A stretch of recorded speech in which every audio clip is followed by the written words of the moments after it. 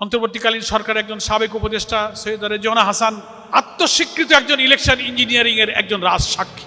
তিনি জামাত ইসলামকে ইঙ্গিত করে বলেছেন মেইন স্ট্রিম রাজনীতির শক্তি হিসেবে পার্লামেন্টে তারা আসতে না পারে বলে সেই চেষ্টা করে তারা সমর্থ হয়েছে তাদেরকে সেই পার্লামেন্টে 168 আসনে জেতবার যে সম্ভাবনা, সেইখানে 100কে থামিয়ে দিয়ে 68তে থামিয়ে দেওয়া হয়েছে। যে ইঞ্জিনিয়ারিং এ আপনারা সেখানে ছিলেন, আপনাকে বলতে হবে আপনার সাথে ইঞ্জিনিয়ারিং এ কারা কারা জড়িত ছিল। খলিলুর রহমান ডক্টর ইউনূস সাহেবের যিনি সিকিউরিটি অ্যাডভাইজার ছিলেন, যিনি লন্ডন কনস্পিরেসির নায়ক, আমাদের সাংবাদিক সম্মেলনে আমরা আজকে তার নামও বলেছি। তারাই আজকে যারা জুলাই সনদকে অস্বীকার করছেন তাদেরকে ইঞ্জিনিয়ারিং করে ক্ষমতায় বসিয়েছেন, আর এখন সেই জুলাই সনদকে অস্বীকার করতে চান। অত্যন্ত বেদনা নিয়ে আজকে জাতি এই রমজানে দেখতে পাচ্ছে জুলাই আন্দোলনের সবচেয়ে বেনিফিশিয়ারি হিসেবে যারা আজকে ইলেকশন ইঞ্জিনিয়ারিং এর মধ্য দিয়ে যারা ক্ষমতার মসনদে বসলেন, কিভাবে জাতিকে বিস্মিত করে সেই জুলাই সনদকে অস্বীকার করে জুলাই সনদকে এড়িয়ে চলার মতো একটা সর্বনাশা পথে তারা যাত্রা শুরু করেছে। জাতির জন্য এটা বড় দুর্ভাগ্য। আমরা তাদেরকে স্মরণ করিয়ে দিব। শিক্ষা নিন 5ই আগস্ট থেকে। ক্ষমতায় একবার উঠলে পরে আজীবন ক্ষমতায় থাকার যে দাম্ভিকতা, অহংকার, প্রতিপক্ষের উপরে যে আক্রোশ, রাজনৈতিক ভিন্ন মতের উপরে যে প্রতিহিংসার আগুন জ্বালিয়ে আজীবন ক্ষমতায় থাকার স্বপ্ন বিপ্লবী ছাত্র জনতা কি করে খান খান করে দেয়, 5ই আগস্টের দিকে তাকিয়ে তার থেকে শিক্ষা গ্রহণ করুন। এখনও ফিরে আসার সময় আছে। জুলাই সনদে আমরা যারা স্বাক্ষর করেছিলাম জাতীয় সংসদের দক্ষিণ প্লাজায়, সেখানে আপনারাও ছিলেন। যে অঙ্গীকারে আমরা স্বাক্ষর করি সেখানে এটা পরিষ্কার বলা আছে 84টি ঐক্যমতের প্রত্যেকটি বিষয়ে যা যা আমরা মেনে নিয়েছি তার সব কিছু জুলাই সনদ আমরা সবাই মেনে নিব। শেষে সংবিধান সংস্কার আদেশ হলো, সেটা গণভোটে চলে গেল। কোটি কোটি মানুষ হা ভোট দিয়ে হাকে জয়যুক্ত করে জুলাই সনদের আইনি ভিত্তি দিল। এখন বাকি হলো পার্লামেন্টে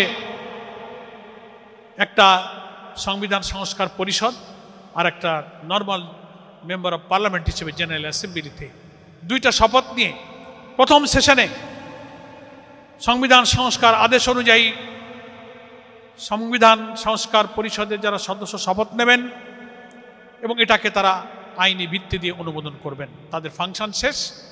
দ্বিতীয় পর্বে তারা মেম্বার অফ পার্লামেন্ট হিসেবে, সাধারণ সংসদ সদস্য হিসেবে 5 বছর ন্যাশনাল অ্যাসেম্বলিতে দায়িত্ব পালন করবেন। হঠাৎ করে তারা বললেন না আমরা শপথ গ্রহণ করব না, শপথ সংবিধানে নাই। আজব ব্যাপার। আপনারা যে জুলাই সনদে স্বাক্ষর করেছেন ওই সনদের মধ্যেই সংবিধান সংস্কার পরিষদের শপথনামা আছে, আপনি সেটা শপথ নিতে বাধ্য। আপনি যদি আজকে সংখ্যাগরিষ্ঠতার জোরে এটাকে অস্বীকার করেন তাহলে আপনাদেরকে বলতে আমরা বাধ্য হব যে পূর্বসূরীরাই কিন্তু এই আচরণ করেছে। সংখ্যাগরিষ্ঠতার জোর কখনো কোটি কোটি মানুষের গণভোটে হা জয়যুক্ত করে জনগণের অভিপ্রায় হচ্ছে সব আইনের সবচেয়ে ঊর্ধ্বে, সবচেয়ে বড় শক্তি। সেই শক্তিকে উপেক্ষা করা আপনাদের উচিত হচ্ছে না। সংবিধানে নাই তো সংবিধানে এই নির্বাচনও তো ছিল না।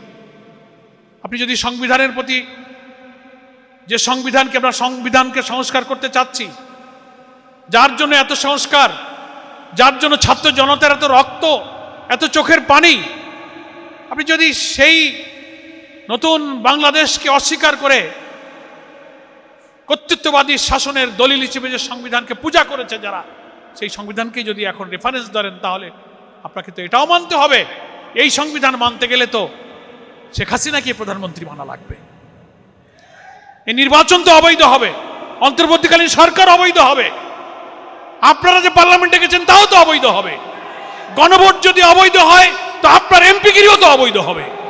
একই দিনে আপনি 2টা ভোট করেছেন, চক্রান্ত করে আপনি লয়ার ঠিক করে পার্লামেন্টে গিয়ে রিট করেছেন, সেখানে আপনি সংবিধান সংস্কার আদেশের বৈধতা, গণভোটের বৈধতা, নানান প্রশ্ন তুলেছেন। আজব ব্যাপার, এই প্রশ্ন যে আপনার দিকে ছুটে যাচ্ছে ক্ষমতার মোহে।